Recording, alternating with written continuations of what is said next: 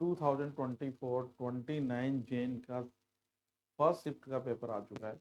उसका मैथ का पेपर का फर्स्ट क्वेश्चन है अपने पास, find the rank of G twenty की रैंक फाइंड आउट करने के लिए हमें क्या करना होगा? सबसे फर्स्ट इसको अल्फ़ाबेटिक ऑर्डर में अरेंज करना होगा।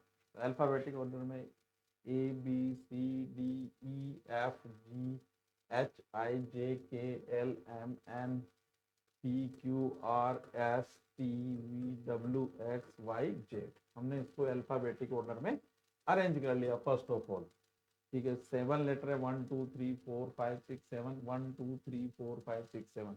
फिर इनको अरेंज, जब डिक्शनरी में हम सर्च करेंगे तो सबसे फर्स्ट लेटर सर्च करेंगे जी को सर्च करने के लिए सबसे पहले हम फर्स्ट लेटर को सर्च करेंगे तो मूविंग करेंगे GENTTWY,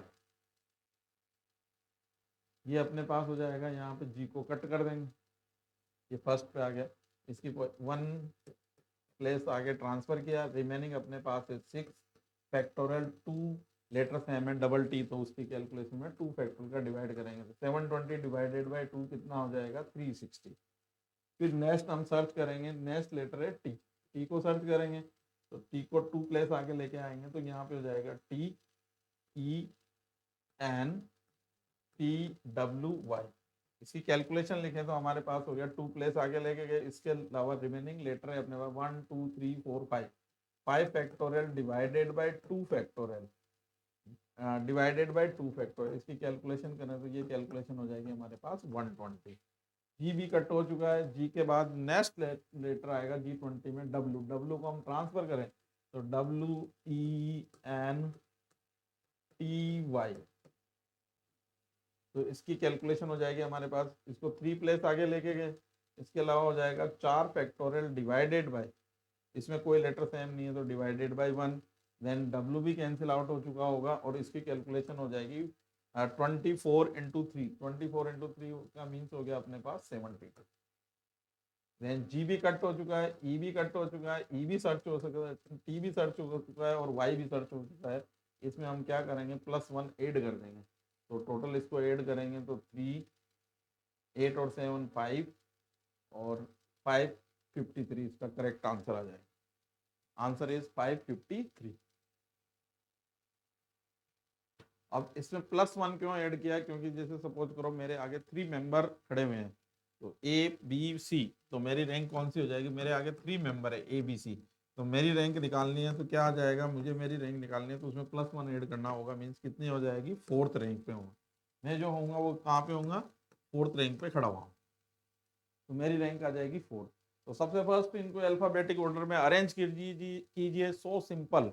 और है ना, इसको क्या कर सकते हैं फिर उसके बाद डिक्शनरी में, जैसे हम डिक्शनरी में सर्च करते हैं वैसे सर्च करते जाइए, और सर्च करोगे तो फिर क्या होगा? अपने को फर्स्ट जी लेटर मिला, फिर उसके बाद उसकी कैलकुलेशन लिखिए, अरेंजमेंट कीजिए, अरेंजमेंट करोगे तो जो अरेंजमेंट है उस अरेंजमेंट को लिख दीजिए, फिर डिवाइडेड बाय उसके फैक्टोरियल का डिवाइड कीजिए। ठीक है, इसके बाद हम नेक्स्ट क्वेश्चन की ओर बढ़ते हैं।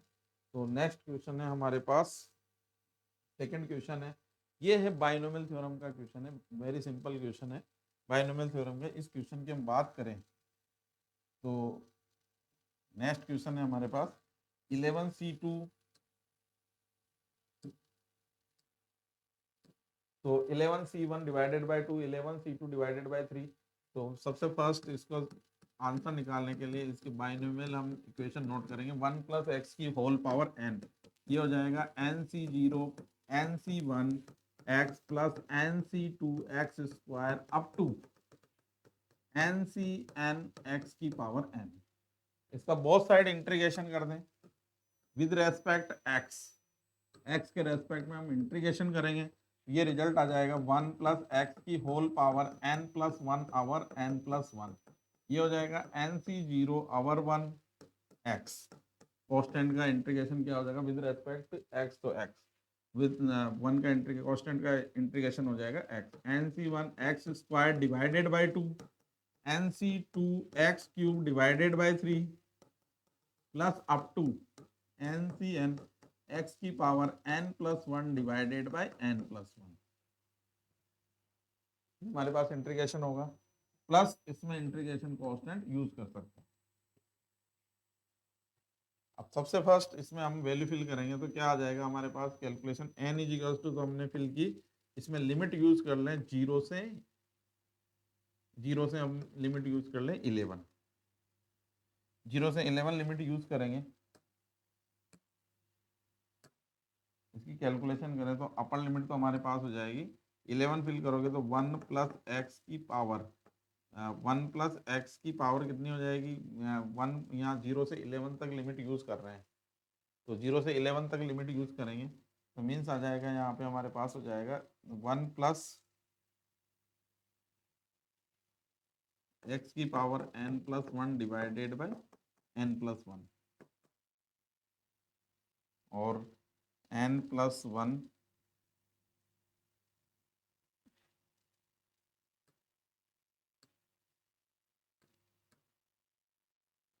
0 से 1 लिख लें इसमें, और सबसे 0 से 1 लिखेंगे तो उससे सिंपली हम कैलकुलेशन कर सकते हैं और 0 से 1 की लिमिट हम यूज़ करेंगे तो यहाँ पे रिजल्ट आ जाएगा 2 की power n plus 1 divided by n plus 1, 1 fill करेंगे तो यहाँ हो गया nc0 nc1 divided bye 2 nc2 divided by 3 plus up to ncn divided by n plus 1 plus c। जब लोअर लिमिट यूज करेंगे, जब इसमें 0 फिल करेंगे तो यहाँ रिजल्ट हो जाएगा minus 1 over n plus 1, minus n plus 1 और 0 फिल करेंगे तो माइनस 0, इधर राइट हैंड साइड में 0 0 0 0 0 अप टू क्या हो जाएगा माइनस c से c कैंसिल आउट हो जाएगा और फाइनल रिजल्ट हमारे पास आ जाएगा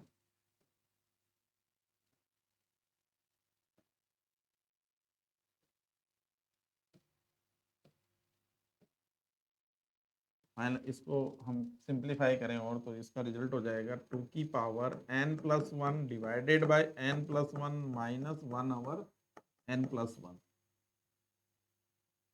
is equals to nc0 nc1 divided bye 2 nc2 divided by 3 up to हो जाएगा ncn divided by n plus 1। अब n इक्वल टू इसमें फिल कर दें 11 तो 2 की power 12 divided by 12 minus 1 by 12 12c0 11c0 और 11c1 divided by 2 11c2 divided by 3 up to 11c11 divided by 12। इससे प्रीवियस टर्म्स होगी 11c10 divided by 11 11c9 divided by 10। हमें वैल्यू फाइंड आउट करनी है 11c2 से 11c9 तक value find out करनी है।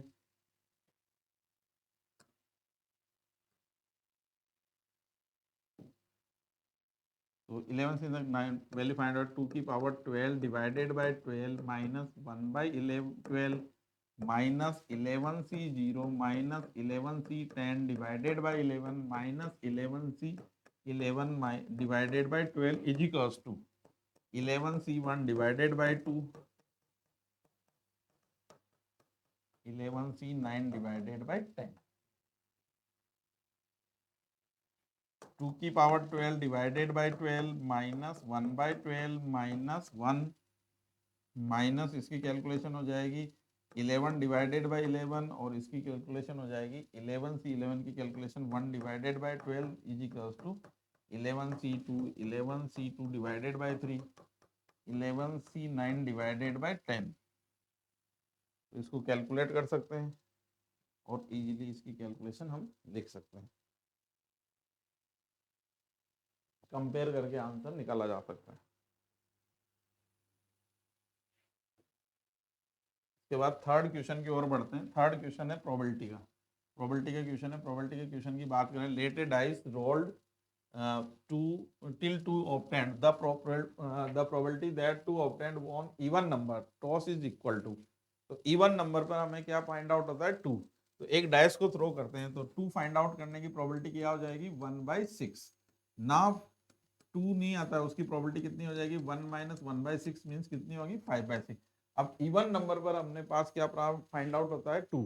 तो सेकेंड टाइम आ जाए तो फर्स्ट टाइम नहीं आया हो और सेकेंड टाइम आ जाए, फिर फर्स्ट टाइम नहीं आए, सेकेंड टाइम भी नहीं आए, थर्ड टाइम भी नहीं आए और फोर्थ टाइम आ जाए। ऐसे ये S is up to infinity तक इसको कर सकते हैं। तो इन्फिनिटी सीरीज बन गई, इसको सम करने के लिए फॉर्मूला हो जाता है ए ओवर 1 - r, ए फर्स्ट टर्म से 5 ओवर 6 इंटू 2, और कॉमन रेशो है इसका 1 माइनस सेकेंड टर्म्स में फर्स्ट टर्म का डिवाइड करेंगे, ये कैंसिल आउट हो जाएगा 5 इंटू 5 डिवाइडेड बाय 6 इंटू 6। और इसकी जो प्रोबेबिलिटी है अपने पास, उसकी प्रोबेबिलिटी हो जाएगी अपने पास, कैलकुलेशन में हम लिखे तो ये प्रोबेबिलिटी है 1/6, आने की प्रोबेबिलिटी कितनी है 1/6, 1/6, क्योंकि आने की प्रोबेबिलिटी कितनी है 1/6 है, यहाँ पे लिख सकते हैं 1/6। तो 5/6 into 6 divided by 36 minus 25 divided by 36 से 36 cancel out, 5/11 is correct answer, A is correct answer, A is correct answer. Question number 4 की ओर बढ़ते हैं। ये है लिमिट का क्वेश्चन है, इसमें लिमिट गिवन है, लिमिट x टेंड्स टू π/2 से। तो जब लिमिट फिल करेंगे π/2 से π/2, ये यहाँ पे करेक्शन है, यहाँ पे प्लस है, तो π/2 से π/2 करेंगे तो इसका जीरो हो जाएगा, 0/0 फॉर्म है, एल हॉस्पिटल अप्लाई कर लें इस पर, तो यहाँ पे रिजल्ट आ जाएगा अपने पास, अपर लिमिट का डिफरेंशिएशन तो जीरो हो गया, लोअर लिमिट का differentiation 3x², lower limit function में सब्सटीट्यूशन, कोस की पावर 1/3 x³ डिवाइडेड बाय, इसका डिफरेंशिएशन करें 2 इंटू कितना हो जाएगा x minus π/2 into 1 minus 0, 3x² upper limit का डिफरेंशिएशन, देन फंक्शन में सब्सटीट्यूशन, cos 1/3 x³ और 2 इंटू x माइनस π/2, जैसे हमें इसमें फिल करेंगे π/2, फिर ये जीरो है, cos π/2 क्या हो जाएगा जीरो, तो 0/0 फॉर्म है। अगेन डिफरेंशिएशन कर दें इसका, तो अगेन डिफरेंशिएशन करेंगे तो फिर रिजल्ट क्या आ जाएगा हमारे पास, देखो माइनस का 6x, ये हो जाएगा माइनस का 6x, और यहाँ पे रिजल्ट है cos 1/3 x³ प्लस, यहाँ माइनस हो जाएगा -3x² as it is, then इसका डिफरेंशिएशन करेंगे तो कितना आ जाएगा 1/3 cos x की पावर कितना हो जाएगा माइनस का 4/3 और x³ इंटू 3x², और माइनस का आएगा तो माइनस माइनस प्लस कर दिया है हमने, यहाँ 2x का 1 1 का 0। अब इसमें π/2 फिल करेंगे, तो π/2 फिल करेंगे तो π/2 की वैल्यू क्या हो जाती है x टेंस टू π/2, तो ये तो जीरो हो जाएगा, cos π/2 जीरो है, और यहाँ पे वैल्यू कितनी आ जाएगी अपने पास cos π/2, तो cos π/2 जैसे फिल करोगे यहाँ पे रिजल्ट हो जाएगा cos π/2, और यहाँ पे रिजल्ट हो गया cos π/3 इंटू π/2 इंटू 3π/2 का स्क्वायर, तो यहाँ पे रिजल्ट आ जाएगा अपने पास,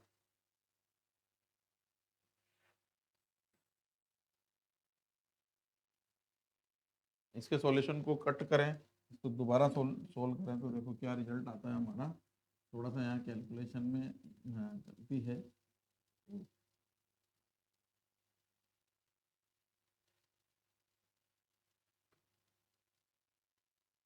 अपर लिमिट का डिफरेंशिएशन करेंगे,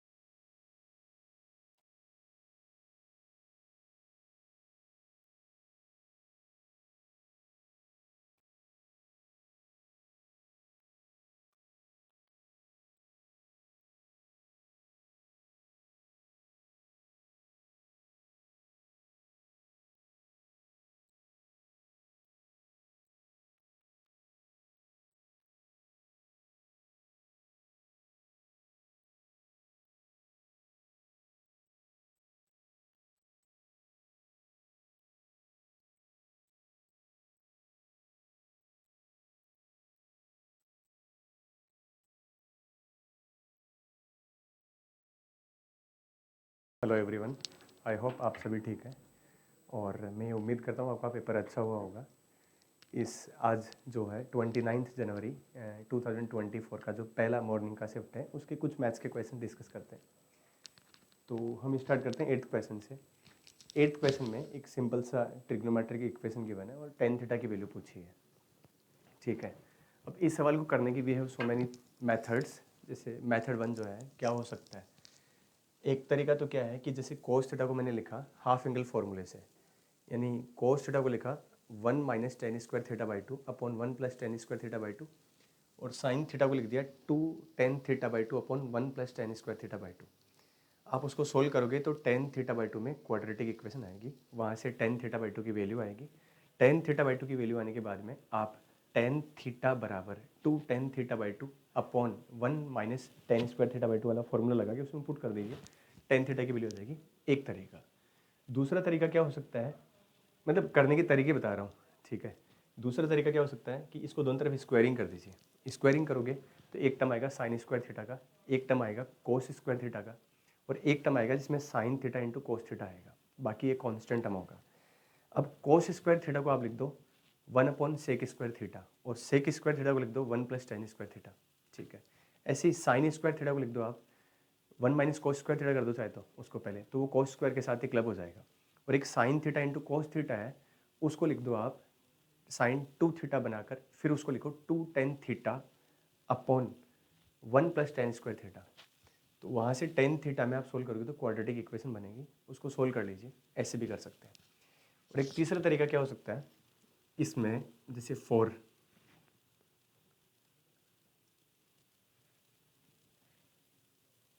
जो थर्ड मेथड है उसमें क्या कर सकते हैं, जो 4 cos theta plus 5 sine theta बराबर 1 है, दोनों तरफ कोस थीटा से डिवाइड करिए तो this will B 4 plus 5 tan theta आएगा, और इधर कितना आएगा सेक थीटा आ जाएगा। अब यहाँ पर हमें टेन थीटा चाहिए, तो अगर मैं दोनों तरफ स्क्वायरिंग कर दूँ तो इधर तो कितना हो जाएगा 4 का स्क्वायर प्लस ये 40 ये टेन थीटा, और ये कितना आएगा 25 टेन स्क्वायर थीटा, और इधर क्या बन जाएगा सेक स्क्वायर, जिसको आप क्या लिख सकते हैं 1 प्लस टेन स्क्वायर थीटा लिख सकते हैं। तो आप यहाँ से देखोगे ये आपका 24 टेन स्क्वायर थीटा, और ये प्लस का 40 टेन थीटा, और माइनस का कितना प्लस का 15 बराबर 0। इसको सोल्व कर लीजिए, यहाँ से टेन थीटा जाएगा। तो एक तरीका ये है, सारे तरीके आसान है, you can do very easily. एक सिंपल सा सवाल था, आगे आप सोल्व कर सकते हैं। नेक्स्ट सेकंड क्वेश्चन जो है, मतलब नाइन्थ क्वेश्चन में नाइन्थ क्वेश्चन में देखिए मीन गिवन है और alpha square plus beta square पूछा है, वेरिएंस गिवन है। तो आपको पता है वेरिएंस इसका जो ये है variance that is equal to sigma X square X I upon N minus X bar का होल स्क्वायर, ऐसा ही है। यहाँ से कितना आ गया 66.2, तो ये आ गया, और ये कितना हो जाएगा 60 square plus 60 square plus 44 square plus 58 का स्क्वायर प्लस 68 का स्क्वायर, ये यहाँ पे कॉमा है शायद, और ये alpha square plus beta square plus 56 का स्क्वायर बटे में कितना टोटल 8 टर्म्स है तो डिवाइड बाय 8, और ये माइनस 58 का होल स्क्वायर मीन का स्क्वायर। इसको एलसीएम ले लीजिए तो 66 इंटू 2 इंटू कितना 8, और कितना जाएगा this will B alpha square plus beta square, तो एक तरफ कर दीजिए, और ये 60 square plus 60 square plus 44 square plus 58 square 68 square plus 56 square minus का 7 इंटू 58 का स्क्वायर, एलसीएम लोगे तो 8 हो जाएगा, 8 में से एक 58 स्क्वायर कैंसिल आउट हो जाएगा, और ये बचा। ठीक है, अब यहाँ पर क्या करना है फर्दर, आप इसको थोड़ा सा इजी वे में कैलकुलेट कर सकते हो। इजी वे में कैसे, जैसे ये एक 60 स्क्वायर है, इधर से एक 58 स्क्वायर उठाया, तो 60 स्क्वायर माइनस 58 स्क्वायर को आपने क्या लिखा, this can be a minus b plus b, तो 2 इंटू कितना 118 आ गया, तो ये कितना आ जाएगा 236। ठीक है, ये आएगा। ऐसे आप 44 स्क्वायर को उसको ले सकते हैं, तो 44 स्क्वायर माइनस 58 स्क्वायर है, तो ए माइनस बी कितना आ जाएगा दैट इज़ माइनस का 40, और ए प्लस बी कितना आ जाएगा 60 और 40 100। ठीक है, तो 102, और इसको आगे फर्दर सोल्व कर सकते हैं जो भी है। ऐसे ही आप 58 स्क्वायर, ये तो कैंसिल आउट हो गया, 68 स्क्वायर माइनस 58 स्क्वायर, तो ऐसे 1 2 3 4 5, 5 के साथ तो 5 टर्म्स वहाँ से ले लो, तो और ए स्क्वायर माइनस बी स्क्वायर का फॉर्मूला लगा दो, तो इजीली सोल्व हो जाएगा। और 2 टर्म बचेंगे तो 58 का स्क्वायर इंटू 2, मतलब कैलकुलेशंस को थोड़ा सा आप कम कर सकते हो या ईजी कर सकते हो, इस वे में कर सकते हो कि ज़्यादा आपको ऐसे लगे नहीं कि आप एडिशन मल्टीप्लिकेशन कर रहे हो, तो थोड़ा सा रिड्यूस किया जा सकता है। इसको सोल्व करने पर alpha square plus beta square आएगा। तो this is again a very simple question. ठीक है, नेक्स्ट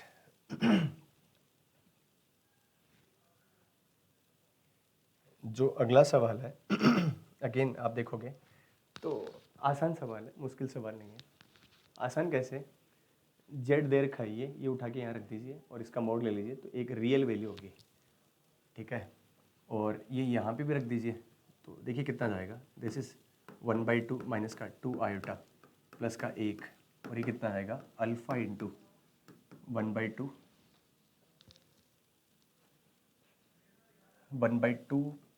माइनस का 2 आयोटा और b this is 1 plus iota, ऐसा लिख सकते हैं, ठीक है। इसमें इसको सोल्व करने के कितना जाएगा, दिस विल बी माइनस का 2 आयोटा प्लस का कितना 3/2, और इधर सोल्व करने पर कितना आएगा, दिस विल बी अल्फ़ा/2 प्लस का बीटा, और ये क्या बनेगा, this is plus beta minus का 2 अल्फ़ा आयोटा। अब आप देखिए यहाँ पर इसका मोड निकाल लीजिए रूट में, दिस इज़ 4 प्लस 9/4, तो ये रियल वैल्यू है, ये भी रियल और ये इमेजनरी पार्ट है।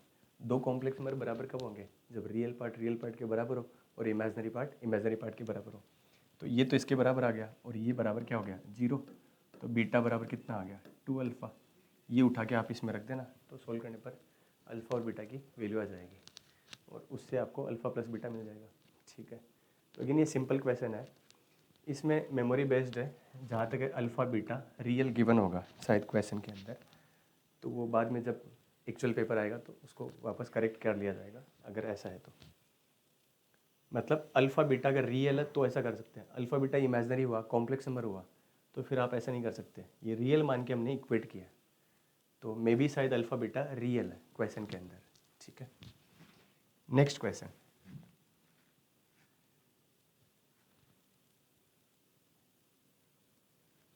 एक इंटीग्रेशन का सवाल है, ज़्यादा मुश्किल सवाल नहीं है, आप देखोगे तो ये गिवन है क्या, साइन माइनस कोस और ये इंटू में साइन स्क्वायर,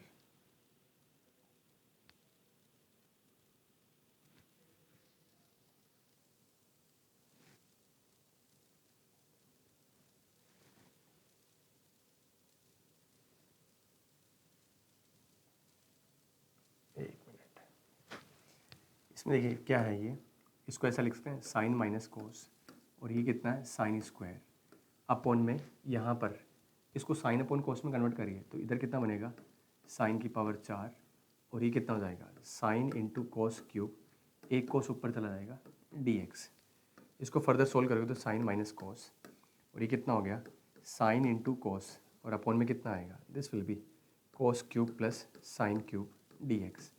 अब देखोगे इसका डेरिवेटिव ऊपर जा रहा है, लेट कर लीजिए, sine cube plus cos cube बराबर क्या ले लिया हमने t ले लिया, तो डेरिवेटिव कितना जाएगा, this will be 3 sine square into cos minus का 3 कोस स्क्वायर इंटू साइन बराबर D T upon D X आ गया, तो कितना हो जाएगा sine square minus cos square,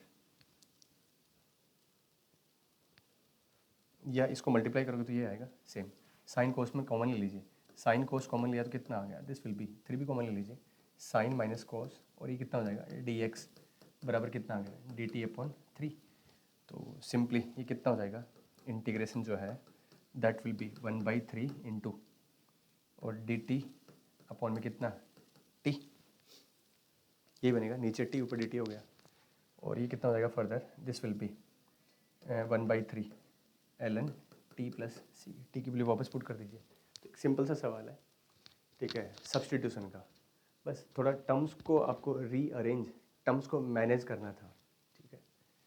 next question, AP का आसान सा सवाल है, थोड़ा सा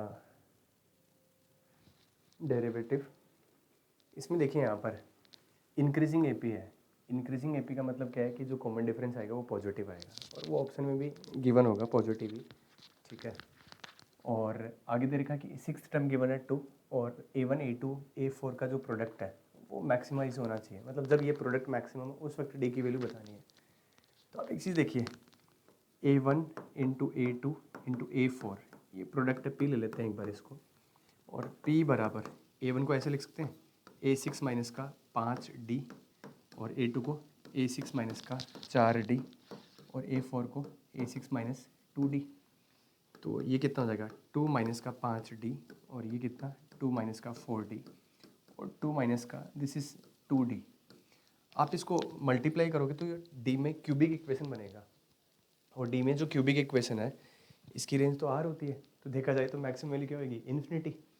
बट इसका जो सेंस है, अभी जो इन्फॉर्मेशन है उस इन्फॉर्मेशन के आधार पे एक चीज़ और देखिए, इसको मल्टीप्लाई करने पर डी क्यूब का जो कोफिशिएंट है वो नेगेटिव आएगा।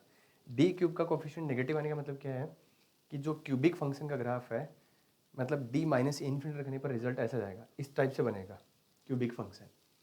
मतलब ऐसे बनाए अगर हम तो कुछ इस तरह से बनेगा, ये ऊपर जाएगा।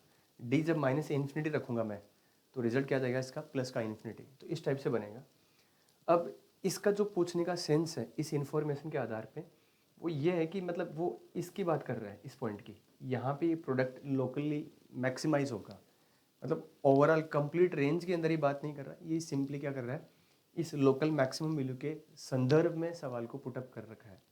तो ये पॉइंट सी है, इसका एक्स कोऑर्डिनेट जो भी होगा वही डी की वैल्यू हो जाएगी। तो करना क्या है आपको, सिंपली इसको डिफरेंशिएट करिए, डिफरेंशिएट करने के बाद में ये क्वाड्रेटिक आएगा, इसको इक्वल टू 0 करिए, यहाँ से 2 वैल्यू आएगी डी की। अब जो 2 वैल्यू आ रही है ना, आपको उनको वापस उठा के उसमें रखने की ज़रूरत नहीं है, चेक करने की ज़रूरत नहीं है। आप साफ साफ देख सकते हो कि जो लोकल मैक्सिमम वैल्यू आएगी वो बाद वाली वैल्यू पे आएगी, जो पहले वाली डी ये जो वैल्यू आएगी उसमें लोकल मिनिमम आएगी। तो इन 2 वैल्यू में जो बड़ी वाली वैल्यू है वही आपका रिक्वायर्ड डी हो जाएगा, ठीक है।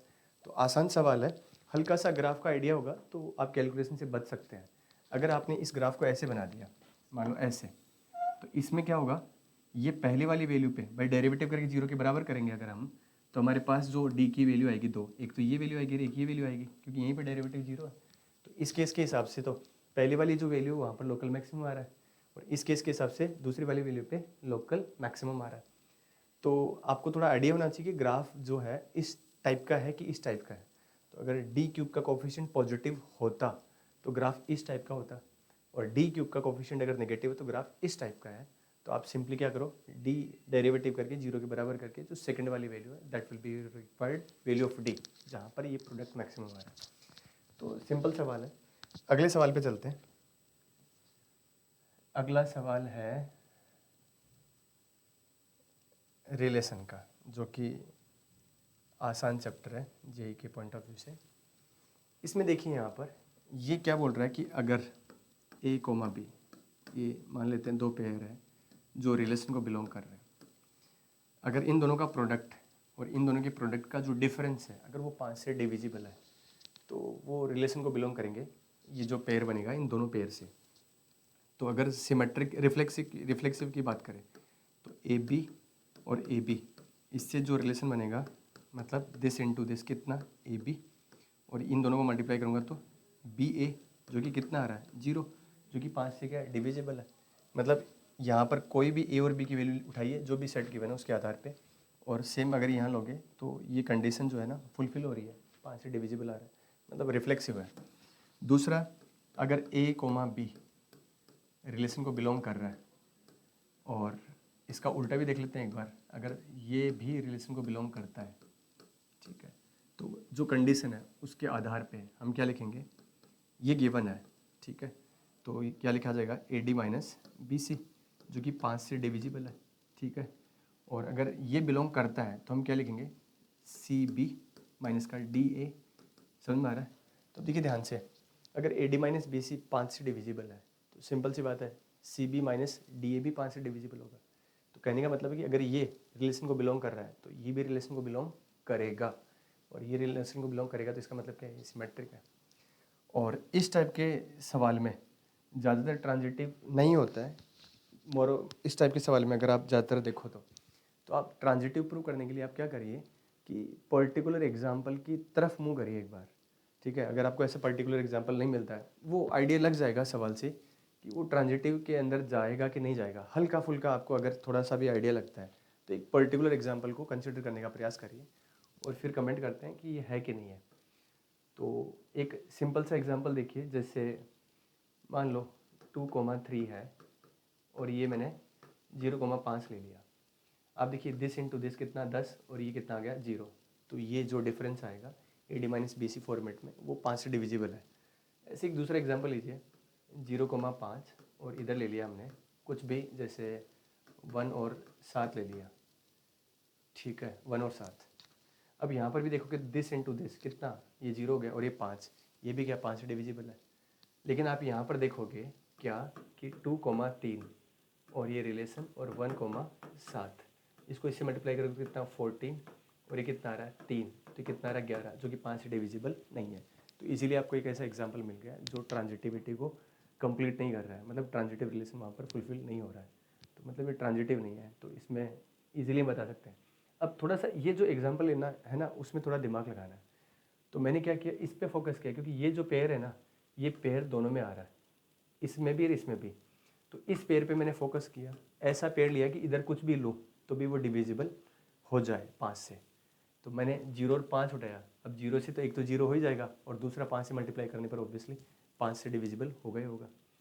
तो ये थोड़ा सा दिमाग से ये वाला पेयर आपको सेट करना है। बाकी कुछ भी ले लीजिए, हमेशा ये दोनों तो रिलेशन को बिलोंग करेंगे ही करेंगे, और बाद में ये दोनों बिलोंग कर भी सकते हैं, नहीं भी कर सकते, बट एक में भी अगर बिलोंग नहीं कर रहा है तो वो फिर बिलोंग नहीं करेगा, ट्रांजिटिव रिलेशन नहीं होगा। फर्दर आगे चलते हैं, एक सवाल और है, एक और डिस्कस करते हैं। इस केस में देखिए यहाँ पर एक कॉम्पोजिट फंक्शन है,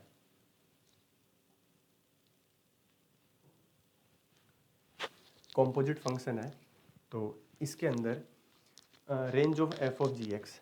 तो एक सिंपल सा कॉन्सेप्ट है कि अगर कॉम्पोजिट फंक्शन की रेंज आपको फाइंड करनी है तो आप अंदर से बाहर की तरफ मूव करिए। कैसे? अगर इसकी रेंज निकालनी है तो पहले इसका रेंज फाइंड कर लीजिए और इसकी रेंज के हिसाब से फिर देखिए ये कहाँ से कहाँ तक आउटपुट दे रहा है। तो अगर मैं gx की रेंज पता करूँ तो इसकी वजह से यहाँ से जो रेंज आएगी वो सेम -1 से 0 ही आएगी, ठीक है। और इसकी वजह से इधर जो रेंज आएगी वो क्या आएगी 0 से 3। तो शायद ये यहाँ पे हो सकता है, may be this is close interval, या फिर यहाँ पे होगा। तो यूनियन ये कितना आ गया 0 से 3। तो ये रेंज कितना आएगा -1 से 3 आ गया। किसका रेंज? gx का। मतलब जो fx को इनपुट मिलेगा वो -1 से 3 के बीच में मिलेगा। अब ये पूरा इनपुट f एक्सेप्ट करेगा कि नहीं करेगा ये देखने वाली बात है। तो अगर इधर fx का जो डोमेन देखोगे तो वो -1 से 3 तक जा रहा है, ठीक है। मतलब ये इंटरवल्स का एक बार देखना पड़ेगा, वो एग्जैक्टली कंफर्म नहीं कि ये क्लोज है कि ओपन है, बाकी अप्रोच यही रहेगा। तो यहाँ पर gx की रेंज आ रही है -1 से 3 और -1 से 3 ही f का क्या है डोमेन है यहाँ पे। तो मतलब gx का जो भी आउटपुट आ रहा है पूरा का पूरा f क्या करेगा रीड करेगा। और -1 से 3 में f का आउटपुट क्या आ रहा है तो देख लेते हैं। इस इंटरवल में इससे क्या आउटपुट आ रहा है, इस इंटरवल में इससे क्या आउटपुट आ रहा है। तो ये तो इंक्रीजिंग ग्राफ है, लाइन का ही तो है। तो -1 पे कितना आ रहा है, दिस इज़ 0 और 0 रखने पर कितना आ रहा है 2। और इधर इसमें कितना आ रहा है, ये डिक्रीजिंग ग्राफ है क्योंकि स्ट्रेट लाइन स्लोप नेगेटिव है, तो डिक्रीजिंग ग्राफ है तो कितना 0 रखने पर तो 1 आ रहा है, ठीक है। और 3 रखने पर कितना आ रहा है 0, 0 रखने पर 1, 3 रखने पर 0। तो इसकी वजह से तो ये रेंज आ रही है और इसकी वजह से ये आ रही है, मिला के लिखोगे तो 0 से 2 आ रहा है, ठीक है। तो ये भी एक सिंपल सवाल था। तो कुछ क्वेश्चंस मैंने डिस्कस किए हैं और इनको देखा जाए तो बस अगर आप पेशेंस के साथ पेपर अटेम्प्ट करोगे ना तो मोर और लेस ज़्यादातर सवाल होने लायक है, ठीक है। अगर 25 में से भी मान लो 20 सवाल भी करते हैं, ठीक है, बस एक्यूरेसी पे फोकस करना है और बाकी हड़बड़ाहट नहीं करनी है, ठीक है। आगे जिन बच्चों का भी जेईई मेंस का पेपर नहीं हुआ है, आई होप कि उनका पेपर अच्छा हो और उनके लिए wish you all the best. और जिनका अच्छा हुआ है या हो गया है वो एडवांस पे फोकस करें। एंड थैंक यू, जय हिंद। चलिए बेटा, तो आगे बढ़ते हैं प्रॉब्लम नंबर 15 के साथ। प्रॉब्लम नंबर 15 में बहुत सिंपल सा इंटीग्रेशन पूछा है, आप लोगों ने कई बार किया भी होगा इसे सॉल्व। तो देखिए जरा, -π/2 टू +π/2 का लिमिट लगा रखा है, तो यहाँ पर हम a + b - x वाला प्रॉपर्टी अप्लाई कर सकते हैं। इसको हम आई एज्यूम कर लेते हैं, एक सेकेंड। अब अगर इसको आई एज्यूम किया और प्रॉपर्टी लगाई हमने a plus b minus x, तो a प्लस बी हो गया 0, तो ये हो गया 0 माइनस एक्स, तो यहां आ जाएगा minus pi by 2 plus pi by 2 again, यहां देखिए माइनस एक्स आएगा तो ये तो वापस एक्स स्क्वायर हो गया, कॉस ऑफ माइनस एक्स ये कॉस एक्स ही हो जाएगा 1 एज इट इज, और यहां आ जाएगा pi raise to power minus X, pi raise to power minus X plus ये हो गया 1 plus sine square X as it is, क्योंकि आप जो माइनस एक्स रखेंगे उसके स्क्वायर कैंसिल कर देगा। इसके बाद में यहां पर आ गया 1 प्लस ई पावर, अब साइन एक्स यहां एक्स की जगह अगर आपने माइनस एक्स रखा तो यहां पर हो जाएगा माइनस साइन एक्स और पावर आ जाएगा इस पर 2023, ऑड पावर है तो माइनस बाहर रहेगा, ठीक है। और यहां पर फिर से dx,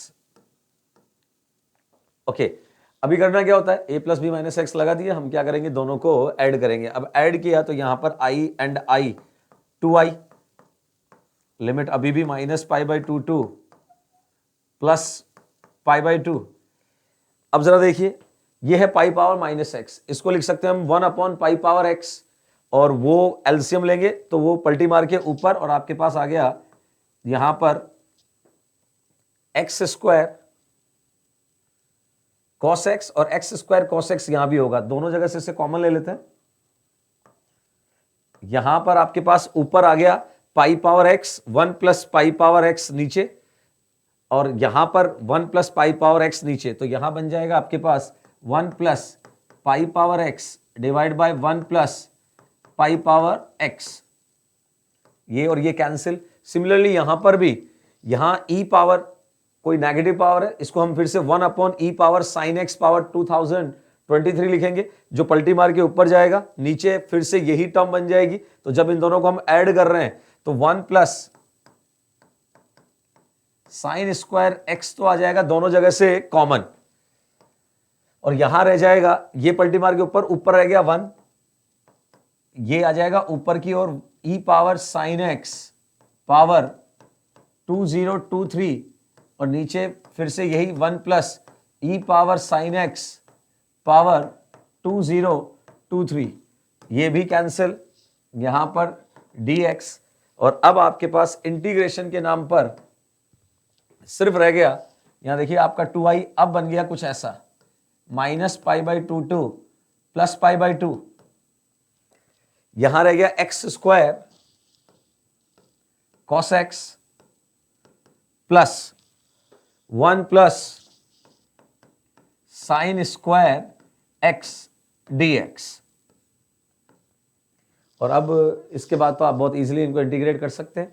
x square cos x का इंटीग्रेशन करना होगा तो आपको यहां बाई पार्ट लगाना पड़ेगा, 1 का आप कर सकते हो, साइन स्क्वायर का इंटीग्रेशन आपको पता है, लिमिट पुट करेंगे 2 से डिवाइड करेंगे, आपका आंसर बन जाएगा। तो एकदम सीधा और स्ट्रेट प्रॉब्लम था, इसमें कुछ भी इंटरेस्टिंग और कुछ भी नया नहीं था, ठीक है।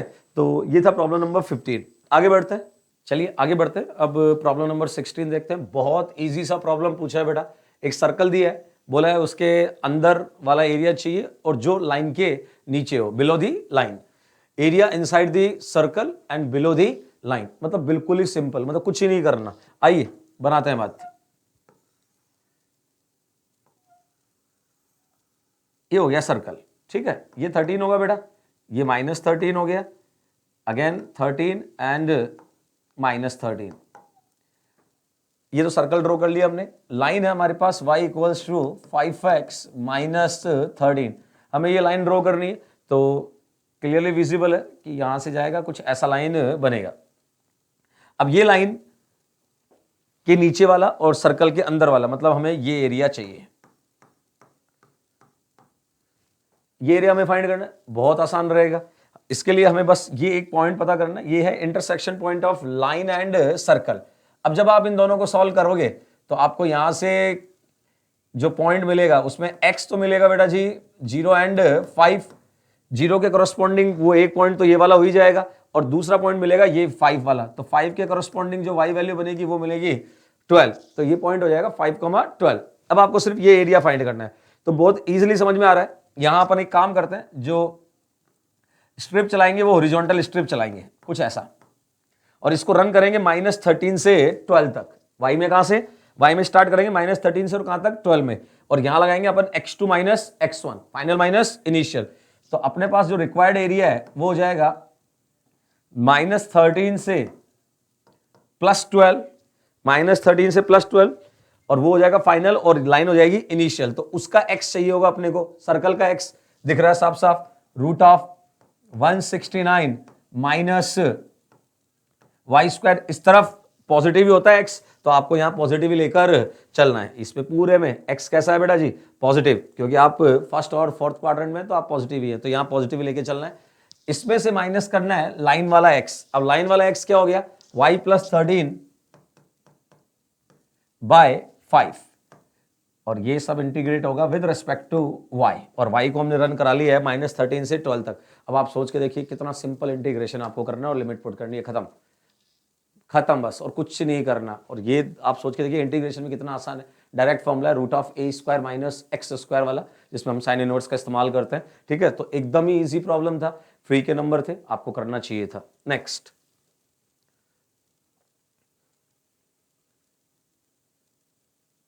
प्रॉब्लम नंबर 17, वेक्टर का पूछा हुआ प्रॉब्लम है बेटा, बहुत आसान प्रॉब्लम है, वेक्टर से आया हुआ है, एकदम ही आसान प्रॉब्लम। ए बी सी को नॉन जीरो वेक्टर्स बोले हुए हैं, बी और सी नॉन कोलिनियर गिवन है, कहीं यूज हो रहा होगा इसलिए गिवन होगा। फिर बोला कि a + 5b is collinear with c। अब अगर दो वेक्टर कोलिनियर है तो फिर हम एक वेक्टर को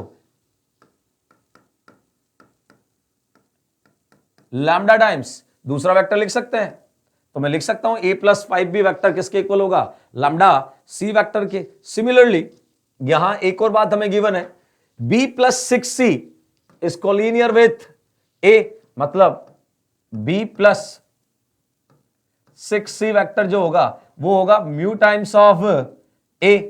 ठीक है, अब इन्होंने हमें बोला b and c are non collinear. अब इस लाइन का हम एडवांटेज कैसे ले सकते हैं, अब एक काम करते हैं, a का एलिमिनेशन करते हैं, यहां से a उठाते हैं और यहां पुट कर देते हैं, तो हमारे पास आ गया अब b + 6c equals to mu times a का वैल्यू हो जाएगा lambda c -5b, lambda c -5b।